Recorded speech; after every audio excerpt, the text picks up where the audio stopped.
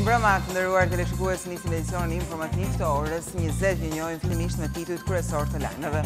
Ambasadori amerikan në Tiranë Donald Lu deklaron se po u ofrohet rrushfet gjyqtarëve kundrejt kërkesës së Sajmir Tahirit për të ndryshuar masën e sigurisë arrest shtëpie, paralajmërimi një ditë para seancës në apel. 31 persona që morën pjesë në protestën e opozitës një ditë më parë janë proceduar penalisht. Prokuroria i akuzon ata për goditje dhe kundërshtim të policisë dhe shkatrim prone. Basha mbledh aleatët për vazhdimin e aksionit të opozitës. 13 gjurmë gishtash të mbetura në zyrat e prokurorisë së Durrësit është prova që hedh poshtë alibine të arrestuarve për grabitje në këtë institucion. Ata thanë se në gjykatë se kanë qenë me familjet e tyre natën e grabitjes dhe nuk e njihin njëri tjetrin. Mes problemeve të shumta shëndetësore dhe largësisë që duhet të përshkojë çdo ditë, një mësues 63 vjeçar nuk dorëzohet. Pasioni për këtë profesion bën që të mposhtë vështirësitë për 2 nxënësit e vetëm të tij në një fshat të Tiranës. Një histori e rrallë vjen nga qelit e burgut famkeq të Burrelit. Libri i ndaluar i Dostojevskit, Shënime nga Bodrumi, u përkthye nga Nazim Saiti, por doli në dritë rastësisht nga i biri. Libri qëndroi në qeli më shumë se sa përkthyesi i tij. Spektakël dhe trishtim në finalen e Champions League. Real Madrid siguron trofeun e 13, por duket se do të humbë Cristiano Ronaldo që paralajmëron largimin. Edhe Gareth Bale, heroi i ndeshjes, është i pakënaqur me trajnerin.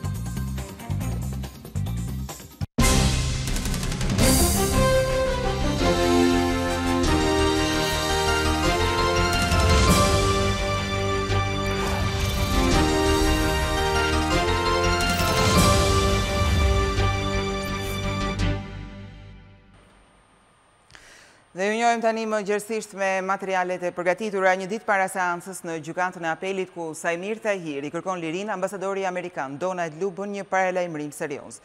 Ai deklaron se kemi dëgjuar disa raportime nga burime të pavarura për presione serioze në këtë çështje, përfshirë edhe rrushfete që u janë ofruar gjykatësve.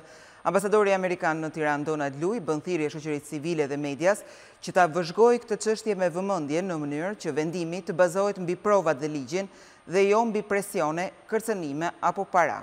Askush nuk është mbi ligjin, përfundon mesazhi i ambasadorit. Gjykata e la në arrest shtëpie ish-ministrin e Brendshëm, ndërsa prokuroria kishte kërkuar arrest me burg. Të dy palët kanë apeluar vendimin.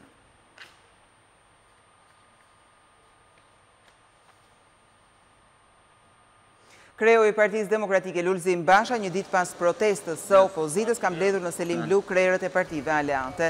Mbledhja ka filluar që prej orës 18:30 minuta, ndërsa pritet që gjatë këtij takimi të merret një vendim për vijimin e aksionit opozitar kundër qeverisë. Një ditë më parë opozita protestoi për disa orë përpara Ministrisë së Brendshme dhe në sheshin Nën Tereza, ku kërkoi largimin e ministrit të Brendshëm Fatmir Xhafaj.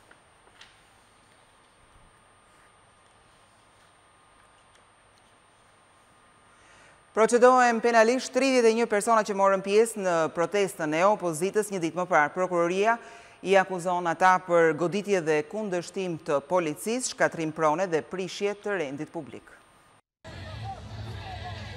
31 protestues të opozitës të cilët morën pjesë në tubimin e së shtunës do të jetojnë në gjendje të lirë për akuzat e prishjes së rendit dhe qetësisë publike, shkatrim të pronës dhe kundërshtim të forcave të rendit. Pasi analizoi pamjet filmike, policia identifikoi personat që tentuan të çojnë kordonin e vendosur para kryeministrisë dhe ministrisë së Brendshme, si dhe ata që qelluan me gur ndaj efektive që ishin në detyrë. Policia e Tiranës ka referuar në prokurori materiale edhe për personat që hodhën tymuese në drejtim të institucioneve, por nuk ka pasur asnjë procedim penal për deputetët, të cilët ishin në krye të protestës apo organizatorët e saj. Megjithatë, sqarohet se materialet filmike janë ende duke u kqyrur dhe nëse do të verifikohet se dikush tjetër ka dhënuar policinë apo ka shkelur ligjin, do të ndiqet penalisht. Në protestën e opozitës mbetën të lagosur 11 efektiv të policisë dhe 5 protestues, një ndër ta kryeredaktori i gazetës Rilindja Demokratike, Bledi Kasmi, i cili akuzoi forcat e rendit se e goditën me shkopin gome, gjatë kohës që përpiqej të fotografonte protestën. Policia në reagimin e saj tha se ushtroi detyrën në përputhje me ligjin.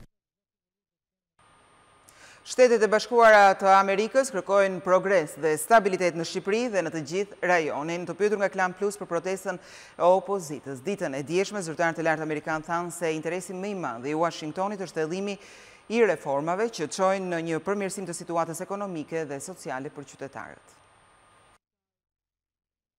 Zyrtarët e lartë amerikanë të pranishëm në Tiranë për mëngjesin e lutjeve nuk kanë dashur të komentojnë situatën e fundit politike, ku opozita dhe forcat e rendit u përplasën mes tyre gjatë protestës. As ndihmës sekretari amerikan I shtetit Pete Marocco dhe as ambasadori Donald Lu nuk ju përgjigjen pyetjeve rreth tensionimit të situatës, ndërsa ish kongresmeni Bob McKeeven foli për progres të Shqipërisë në vitet e fundit. Unë mendoj se ka patur sigurisht progres në Shqipëri gjatë viteve të fundit dhe ishte inkurajuese për mua ta shoh nga afër. Duket se interesi më I madh I politikës aktuale amerikane është stabiliteti rajonal dhe lufta ndaj terrorizmit, si dhe rreziku I xhihadistëve që po kthehen nga betejat e ISIS. Antarët e Këshillit Gjerman për politikat e jashtme kërkojnë hapjen e negociatave me Shqipërinë. Sipas tyre, përpjekjet për reformën në drejtësi duhet të shpërblehen, ndërsa një vendim negativ do të sillte destabilitet në vendin tonë. Pak javë përpara se vendet e Bashkimit Evropian të vendosin për hapjen e mundshme të negociatave me Shqipërinë, në Gjermani shtohen thirrje që Tiranës t'i jepet drita jeshile, bazuar në rekomandimin pa kushte të Komisionit Evropian. Mbi 2500 figura të rëndësishme të jetës politike dhe akademike, pjesë e Këshillit Gjerman për politikën e jashtme, hartuan një raport ku vlerësohet ecuria e reformave në vendin tonë. Duhet të pranojmë se asnjë vend tjetër në rajon nuk ka bërë një përpjekje serioze për të reformuar rrënjësisht sistemin e drejtësisë, ndërkohë që është bërë progres në luftën kundër korrupsionit, dënimi dhe arrestimi I zyrtarëve të lartë në veçanti mbetet një përjashtim. Përkundër këtyre të metave, është e drejtë të hapen negociatat e pranimit me Shqipërinë. Përpjekjet e reformës duhet të shpërblehen. Raporti thot se një pojë e qartë nga Gjermania, e cila konsiderohet si avokat I fortë I kushtësimit të antarësimit, do të vënë në presion edhe Holandën dhe Francën, të cilat janë skeptike për hapjen e negociatave.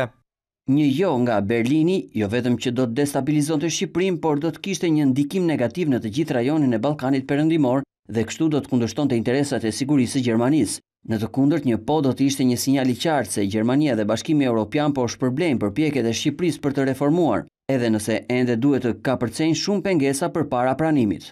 Në raport vlerësohet gjithashtu qasja pro-perëndimore e vendit tonë, që sipas këtij këshilli është shumë e rëndësishme të shpërblehet për të krijuar një vijë ndarëse me vendet e Ballkanit që vazhdojnë të flirtojnë me Rusinë, siç ndodh vazhdimisht me Serbinë.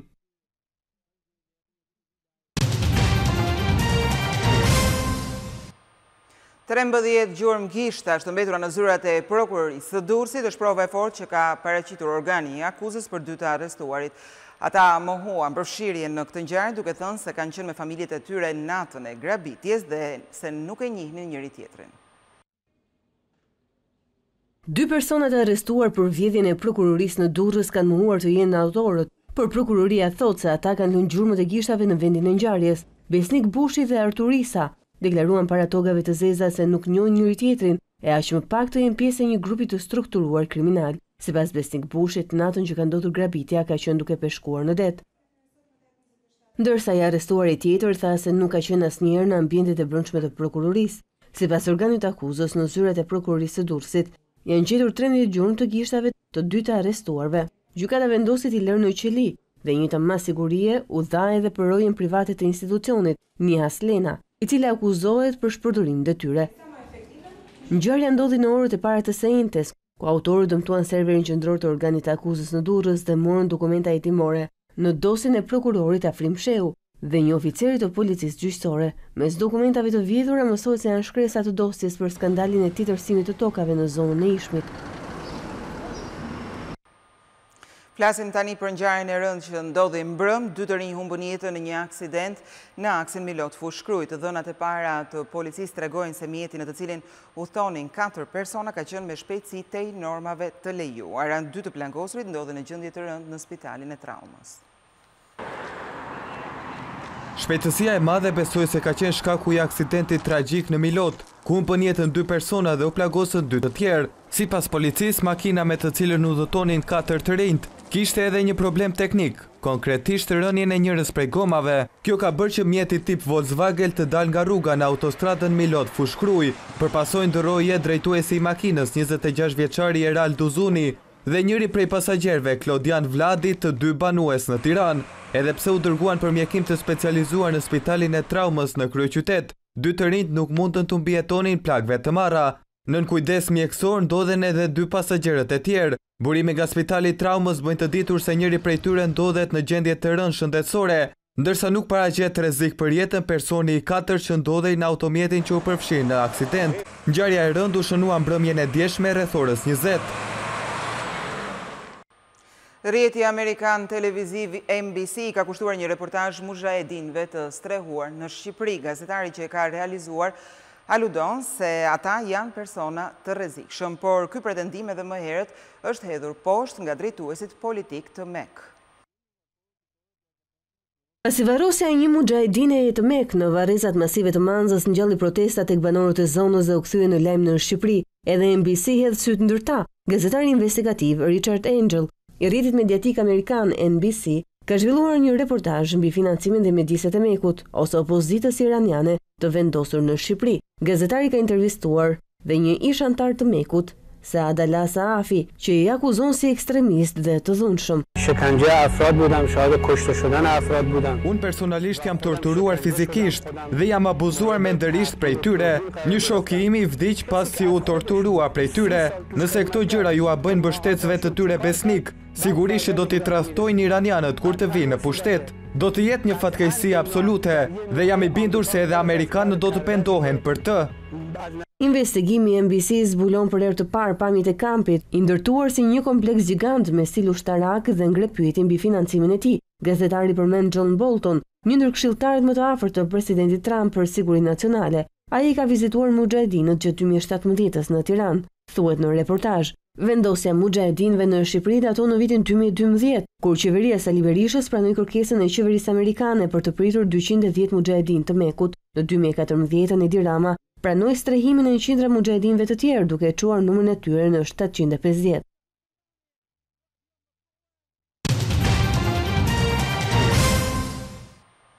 Banorët e një pallati të braktisur nga pronari në periferi të Tiranës japin alarmin se shëndeti i tyre rrezikohet çdo ditë. Kjo për faktin se pjesa e planifikuar për garazh është në nu. Mbi 70 familjet e pallatit nuk kanë certifikat pronësie. Abuzimet me ndërtimet në kryeqytet janë të shumta. Veç mungesës së hipotekës, 70 familje në këtë kompleks pallatesh në rrugën Muhamet Deliu, apo siç quhet ndryshe zona e freskut, vuajnë edhe përmbytjen. Sipas banorëve, atyre dhe fëmijëve të tyre po u kërcënohet jeta, ndërkohë që as pushteti vendor dhe as Aluizni nuk u jep asnjë zgjidhje. Në pallat kemi hyrë para 5 vjetësh, edhe teti la kështu dhe hiku. Falimentoj. Gjithë shirat që bien edhe ujrat që rrjedhin nga depozitat, gjitha poshtë, do vi një kohë që aty do bëhet pellg me shkonja. Banorët thonë se punimet në këto pallate janë lënë për gjys. Nuk u janë vënë ashensorët, dyert kryesore, por ka probleme edhe me sistemin e kullimit. Por çudia është se kryetari ish komunës Dajt i ka dhënë ndërtuesit Vangjel Kushe lejen e përdorimit, edhe pse punimet nuk kanë përfunduar. Dokumentacionin ish komunë Dajtit ne kemi marrë dhe atje rezulton që ka marrë dhe lejen e shfrytëzimit. Me çfarë të ngjitemi ne deri në katë në 6, 7, 8. Juve keni bërë të gjitha pagesat? Të gjitha. Këto familje jo vetëm që nuk kanë marrë dokumentin e pronësisë, por ata që kanë paguar nuk mund të shfrytëzojnë garazhin pasi prej vitesh është në ujë. Kemi bërë ankesë në bashki vazhdimisht, por ka një i vite gjysë që nuk të hapin as telefonin. Pavarësisht se i themi që na ka ardhur ujë 1 metër e gjysë poshtë dhe që dëmton me siguri dëmton edhe kolonat të mbajtjes pallatit. Në mbar vendin janë 1320 pallate të pahipotekuara. Tirana ka problemet më të mëdhaja, pasi 800 pallate me probleme janë në kryeqytet. Javën që vjen, pritet që kreu i Aluiznit Artan Lame të bëjë publike masa ndëshkimore ndaj ndërtuesve, por edhe zgjidhjen për rreth 60.000 familje që po vuajnë pasojat.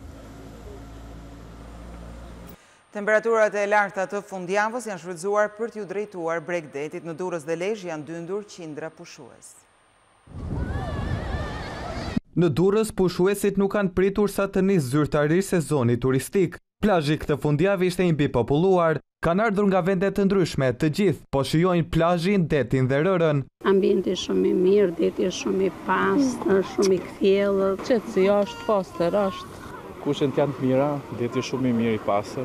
Mendoja çik më keq, por shumë mirë. Durrësi ka çfarë ofron, ndaj pushuesit e rendisin ndër vendet kryesore për t'u vizituar.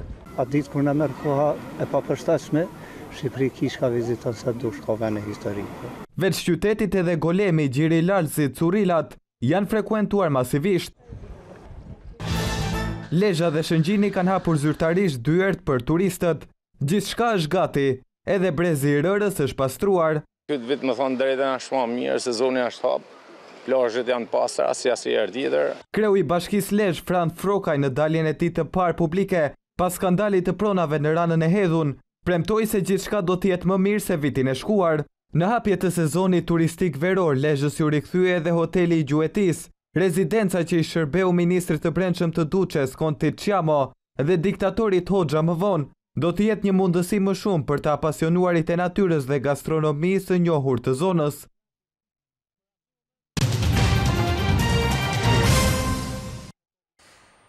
Një histori e rrallë është ajo e përkthimit të librit të Dostojevskit, Shënime nga Bodrumi. Libri i ndaluar në kohën e komunizmit është përkthyer në qelit e burgut të Burreli. Djali i përkthyesit Nazim Saiti sjell fakte interesante për librin që qëndroi në qelit e tmerrshme të Burrelit, më shumë se sa përkthyesi i tij.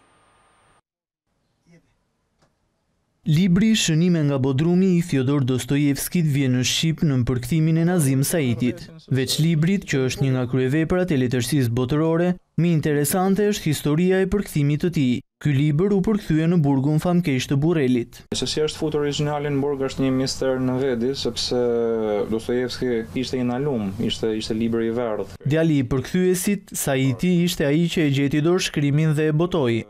Kur nolli për mytje në 2010 nuk kam ngjanë me studime në Padova.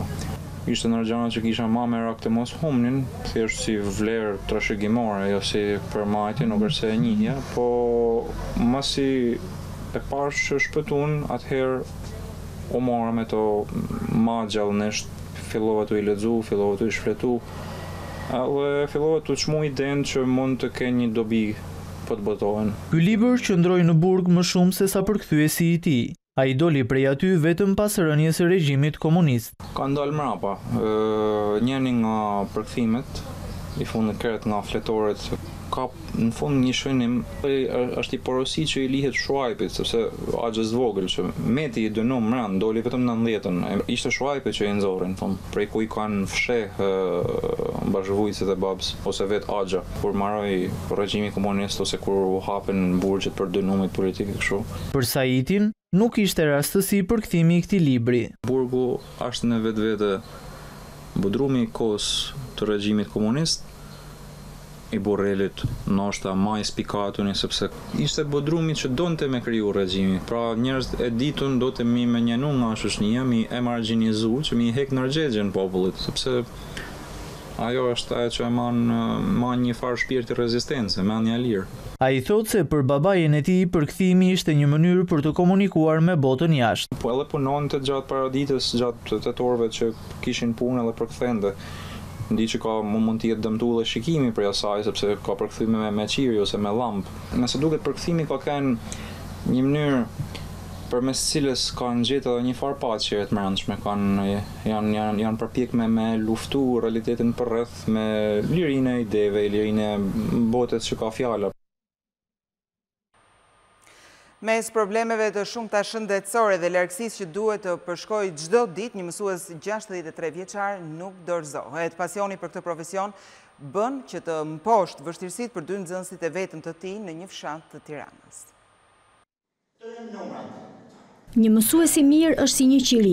Ai konsumon vetveten për të ndriçuar rrugën të tjerëve. Kjo thënie mishërohet më së miri te Fetiha Smuça, i cili ka 42 vite që ushtron profesionin fisnik të mësuesit. Vështirësitë dhe problemet e mëdha shëndetësore që ai ka kaluar nuk e kanë ndaluar asnjëherë që ai të japi mësim, edhe pse këtë vit ai ka vetëm 2 nxënës. Vetëm në arsim, 42 vjet. Gjithmonë në shkollën e Fraveshtit keni qenë? Fravesh Kluvik. Ka qenë drejtori vete kjo, pastaj u bën shkollën Varse. Shkolla e fshatit Fravesh, pjesë e njësisë administrative Bërgjit, për shkak se është reduktuar së tepërmi numri nxënësve, nuk plotson kushtet për të patur drejtori më vete, por varet nga drejtoria e shkollës së mesme të bashkuar të Klojkës. Hasmuça tregon se si në këto vite i ka ardhur duke u reduktuar numri i fëmijëve. Kur kemi marrë vendim ka qenë 3 klasa paralele fillore. Dhe ka ardhur në reduktim. Ku kemi arritur në këtë gjendje? Sa nxënës keni pas vjet dhe par vjet?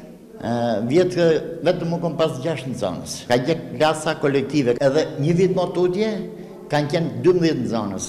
Përse po vjen kjo rënje e numrit? Rënd vetëm shpërkulje, largimi nga fshati në qytet. Tu kanë ngel vetëm prit. Dashuria që ai ka për punën nuk e ka bërë asnjëherë të heqë dorë nga mosimdhënia, edhe pse ka probleme shëndetësore dhe vështirësi në lëvizje. Çdo ditë ai bën 30 kilometra rrugë për të shkuar në punë, pasi jeton në Tiranë, në zonën e Lundrës. Kur isha 13 vjeç, u doje me tension të lartë. Koma e majt ishe karbonizuar me 29 nëntor kam bë protezën. Dhe me 20 dhjetor kam marrë në shkollë. Sot jam me protezë, mosha 63 vjeç. Për një vit e gjysmë dalë në pension. Dëshiroj që ta mëll mësues. Dy nxënësit e tij, Lediana dhe Valerio, duan të ndjekin rrugën e mësuesit të tyre. Për të ardhur në shkollë, këta fëmijë bëjnë 1 orë rrugë në këmbë. Ata tregojnë se shpeshherë është mësuesi i tyre që shkon e i merr me makinë për arsye se terreni është shumë i keq. Kush është lënda që të pëlqen më shumë? Gjuha. Sa të duhet ty që të vish në shkollë? 1 orë. Vjen në këmbë apo me makinë? Në këmbë me në del mësuesi që gjatja. Çfarë të pëlqen që të bëhesh kur të rritesh? Mësues. Aktualisht në shkollën e fshatit Fravesh mësojnë 21 fëmijë, por nëse ajo do të mbyllet, fëmijët do të jenë të detyruar të shkojnë në shkollën e bashkuar Klojk dhe do të duhet të bëjnë mbi 2 orë rrugë në këmbë. Ndaj mësuesit, por edhe prindrit e tyre bëjnë apel që ky institucion të mos mbyllet.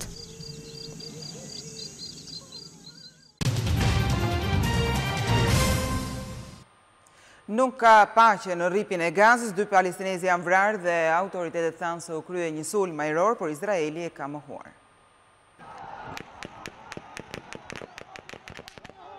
2 palestinezë kanë mbetur të vrarë në jug të rripit të Gazës gjatë një sulmi të mëngjesit të sotëm nga Izraeli. Lajmi bëhet i ditur nga burimet në stafin mjekësor që kanë identifikuar 2 viktimat, një djalë 28 dhe një tjetër 25 vjeçar, të cilët kanë vdekur si pasojë goditjeve të një sulmi ajror ushtarak.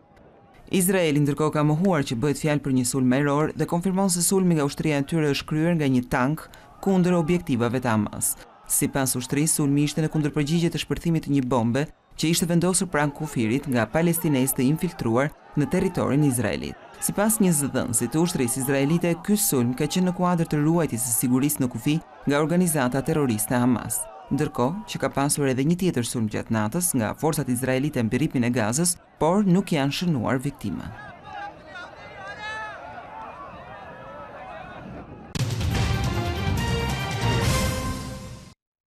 Triumfon për të tretin vit radhazi dhe siguron kupën e 13 të Champions League. Real Madridi fitoi ndaj Liverpool, por heroi ndeshjes Gareth Bale doli pa kënaqur edhe pse shënoi 2 gol. Ndërkaq një deklaratë Ronaldo se mund të largohet nga galaktikët ka prishur deri diku festën. Për të 13-ën herë në histori, Real Madrid ngjitet në majën e Europës. Gareth Bale ishte protagonisti kryesor në finalen që Los Blancos fituan 3-1 përballë Liverpool. Walesiani hyri në fushë si zëvendësues në minutën e 61. Vetëm 3 minuta mjaftuan që ai të nxirrte një perl nga repertori i tij, që lagoi hapur të gjithë të pranishmin në Kiev. Në të 84-ën Bale ndihmuar edhe nga portieri Loris Karius, vulosi suksesin e tretë radhazi në këtë kompeticion për madrilenët. Portieri dhe Reds ndihmoi pak kundërshtarët. Ai ishte përgjegjësi kryesor në golin e parë dhe në atë të tretë. Sikur të mos mjaftonin gafat e portierit gjerman. Në mesin e pjesës së parë, Mohamed Salah postoi një dëmtim gjatë një 2 luftimi me Sergio Ramos, e u detyrua të lindte fushën e lojës. Të shumt ishin ata që mendojnë se Ramos e dëmtoi me qëllim egjiptianin. Jurgen Klopp në një postim në Facebook sulmoi jashtë për kapitenin e madrilenëve.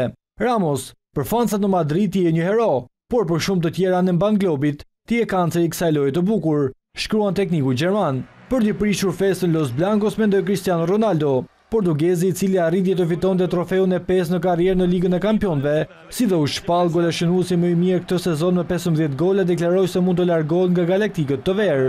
Kjo deklaratë nuk i ka pëlqyer as pak presidentit Florentino Perez. Ai u shpreh se rëndësi ka klubi e jo individi, duke i treguar derën 5 herë fituesit të topit të artë. Sinjali largimi shfaqi edhe Gareth Bale, i cili u shpreh i zgënjur që nisi ndeshjen nga stoli. Finalja e Champions League ishte speciale edhe për Shqipërinë dhe gjithë shqiptarët. Për herë të parë një këngëtare me origjinë nga Kosova interpretoi në ceremoninë e hapjes së këtij eventi të madh sportiv.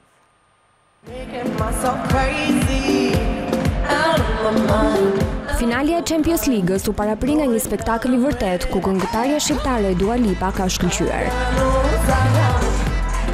22 vjeçaria ndezi Kevin me këngët e saj One Kiss, New Rules dhe Be The One.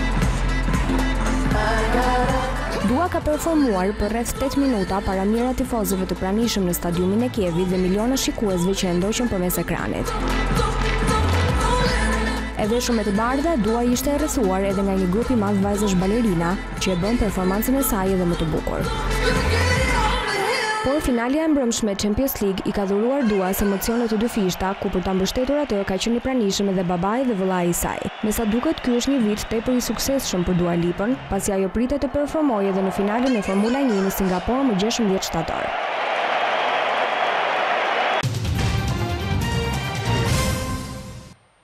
Këngëtarja shqiptare Era Istrefi ka dedikuar fansave të saj rekordin që po thyen kënga e botrorit me një herë pas publikimit. Kënga e botrorit e kënduar nga këngëtarja me origjinë shqiptare Era Istrefi në bashkëpunim me Nicky Jam dhe Will Smith, vetëm në pak kohë ka arritur rekorde klikueshmërie. Live It Up ka marrë mbi 5 milion klikime në YouTube me një herë pas publikimit të premten. Era Istrefi, e cila ka arritur një sukses të jashtëzakonshëm në tregun muzikor ndërkombëtar, ka falendëruar fansat me anë të një postimi në Instagram. Live It Up ka arritur 5 milion klikime në një ditë. Kupa është e juaja. Unë nuk mund t'ju falenderoj mjaftueshëm për dashurinë dhe mbështetjen tuaj. Faleminderit, jam shumë e emocionuar për Kupën e Botës 2018, shkruan Era në Instagram. Ky është suksesi i radhës për Era Istrefin, e cila u bë e njohur në skenën botërore të muzikës me këngën Bonbon. I friksuar për karrierën e tij të gjatë në Hollywood, Morgan Freeman ka drejtuar një falje të dytë për aktoret që e akuzojnë për ngacmime seksuale. Megjithatë, ai cilëson të gjitha këto episode komplimenta dhe shaka dhe hedh poshtë akuzat ndaj tij. Morgan Freeman ka kërkuar një falje të dytë pasi 8 femrat e akuzuan atë për ngacmime seksuale. Kam kërkuar falje të njëjtën dhe do vazhdoj të kërkoj për çdo që ka mërzitur edhe pse pa dashje.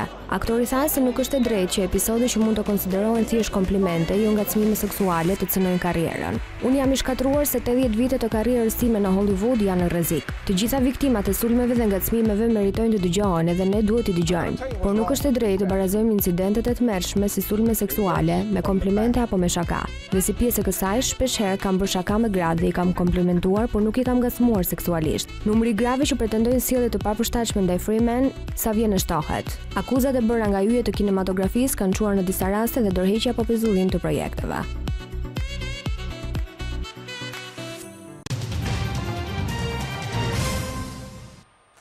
Ekziston apo jo përbindshi i ujit Loch Ness? Kësaj dileme pritet t'i japë përgjigje një studim që do nis nga shkencëtarët. Rezultati do të dalë në fillim të vitit që vjen. Misteri që mbështjell për të paktën 18 shekujsh liçenin skocez Loch Ness dhe mostrën hipotetike që jeton në ato ujëra duket se ka tërhequr edhe shkencën. Së fundmi është vendosur të kryhet një punë studimore dhe kërkuese për të vërtetuar mitin apo për ta rrëzuar përfundimisht atë. Grupi i kërkuesve nga Universiteti i Zelandës së Re Otago do të mbledhin ujë nga 3 thellësi të ndryshme të liçenit dhe do të analizojnë me metodën e ADN-s mjedisore, që konsiston në analizat të gjitha gjurmëve të çdo lloji gjallëse në liçen. Kështu, përtej katalogimit të plot molekular të ujrave, ky studim mund të zgjidhë edhe misterin antik. Kërkimet do të nisin në qershor të 2018 dhe rezultatet do të bëhen të ditura në janar të 2019. Gjithashtu do të bëhet edhe një shkallë krahasimi dhe me analizat molekulare të liçeneve të tjerë Gary, Morar dhe Oich. Monstra e Loch Ness supozohet të jetë një reptil i frikshëm me përmasa të jashtëzakonshme që jeton në ujërat e liçenit me të njëjtin emër. Një vit më parë, disa media britanike raportuan se ky përbindësh i ujit ishte fotografuar edhe në Shqipëri në ujërat e liçenit të Prespës. Për të patur një shëndet të mirë të trurit, mendoni çdo ditë se si të shtoni aktivitetin tuaj fizik. Studimet e fundit tregojnë se nëse ju nuk lëvizni, aktiviteti i trurit bie ndjeshëm. Vrampi, ecja dhe ushtrimet i bëjnë mirë edhe trurit dhe stimulojnë formimin e qelizave të reja nervore. Në të kundërt, nëse këmbët nuk lëvizin, atëherë organizmi përballet me reduktim të krijimit të qelizave të reja nervore, por edhe në reduktimin e qelizave staminale neurale, të cilat janë thelbësore për shëndetin e trurit. Ky është konkluzioni një studimi të publikuar në revistën shkencore Kufit e neuroshkencës. Në fakt, edhe studime të tjera të shumta kanë vërtetuar se aktiviteti i lëvizjes ka një rol pozitiv në disa zona të trurit. Në eksperimentet e kryera mbi kamvjet në laborator ka rezultuar se nëse atyre i bllokoi lëvizja e këmbëve për 28 ditë, atëherë kishin një reduktim me 70% të formimit të qelizave staminale nervore. Sipas kërkuesve, ky studim është i rëndësishëm pasi mund të hapen dyert për krijimin e trajtimeve me medikamente parandaluese për ata persona që janë të kushtëzuar në lëvizshmërinë e tyre si pacientë të paralizuar apo edhe astronautët. Nderuar teleshikues, ishte gjithçka e përgatitur për këtë edicion lajmesh. Faleminderit që na ndoqët. Bashkë mirupafshim.